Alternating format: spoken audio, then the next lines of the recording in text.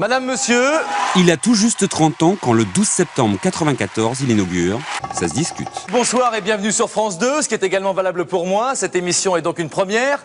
La première de cette... Chaque semaine, durant 15 ans, Jean-Luc Delarue revisite le débat de société. Et la télévision découvre un animateur. De vous faire réagir. Un animateur aux airs de gendre idéal, à la diction inimitable et au style rythmé et nerveux. Je suis anxieux, je suis agité. C'est pas de la peur, mais non, mais j'ai le trac. Il faut pas une forme de trac. Je sais pas, une forme de concentration, quoi.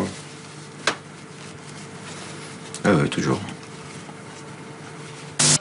Bonsoir à tous. Jean-Luc Delarue était un véritable enfant de la télé. 1986, une première apparition sur une chaîne musicale et déjà survolté. 5, 4, 3, 2, 1, bonsoir. Puis un rapide passage par les enfants du rock. C'est moins drôle, de la rue comme de la rue. Ouais, non, mais c'est bien aussi. Oui, d'accord. 13h05. Et à 27 ans, la consécration. Il entre dans la grande famille sur Canal+ et devient l'un des animateurs les plus remarqués de la place de Paris. Mais sa signature restera Ça se discute. 15 ans, des centaines d'émissions, des controverses, des confidences, des coups de gueule et des larmes. Elle m'a complètement condamnée chez elle. Je ne peux pas bouger, je ne peux pas dire au secours, je ne peux pas... Elle sait que je ne sais pas lire, elle sait que je ne sais pas écrire. C'est la solution, j'ai dit je vais me suicider. Comment vous êtes parti au bout de 7 ans? La dernière semaine, j'ai envie de me suicider. Pardon, excuse-moi. Après, j'en ai marre. Le matin, je me suis levée et je vais vers la fenêtre et je sautais. Et je me suis trouvée à l'hôpital. Dans cette affaire, Maryse, qu'est-ce que... On ne peut pas utiliser un drame épouvantable en le dénaturant et sans savoir en tirer les enseignements. D'accord, chérie. Dans cette affaire... Excusez-moi.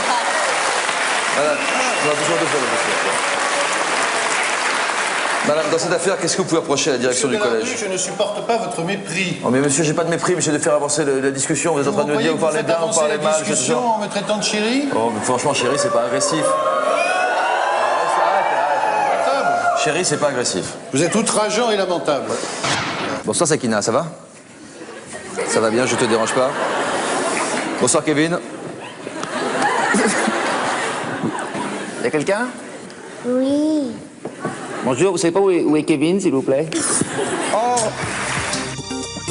Animateur, mais aussi producteur. Réservoir Prod, sa maison de production, multiplie les projets. C'est l'époque de la réussite d'un professionnel du petit écran que rien ne semble arrêter.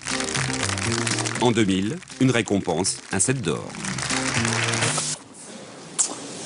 Merci, ça fait plaisir. J'ai pas d'oreillette, mais j'ai... Une success story stoppée net. En 2010, l'animateur est interpellé, placé en garde à vue avant d'être mis en examen pour achat et détention de cocaïne. L'irrésistible ascension d'un Golden Boy se transforme en cauchemar. Moi, j'ai beaucoup consommé tout seul, quasiment tout le temps tout seul. On dit que c'est une drogue festive. Pour moi, ça n'a jamais été une drogue festive. Ça a toujours été une drogue de solitaire. Jean-Luc Delarue arrête ses émissions et prend son bâton de pèlerin. Les cours d'école remplacent les plateaux de télé pour un slogan « Stop à la drogue ». Êtes-vous encore tenté aujourd'hui? Ça, c'est une très bonne question. Aujourd'hui, non, parce que j'ai pu régler le problème tout au fond. Il avait tout pour lui, comme on le disait, il dit lui-même. Les gens disaient j'ai l'argent, j'ai le métier, la célébrité, donc je suis heureux.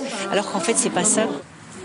Ce Tour de France est pour lui une véritable mission. Et après avoir interviewé des centaines de personnes, c'est à son tour d'être soumis à la question.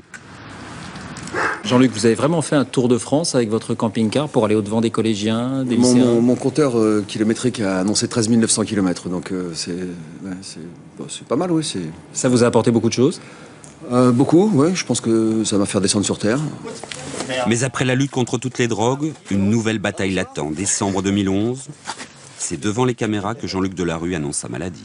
J'ai compris très vite, parce que les médecins ont été parfaits. Et les infirmières aussi, que j'avais un cancer. Il décide de se battre, de lutter contre le cancer. Son énergie, sa volonté, cette fois, n'y suffiront pas. Pour une dernière fois, l'écran s'est éteint pour Jean-Luc Delarue.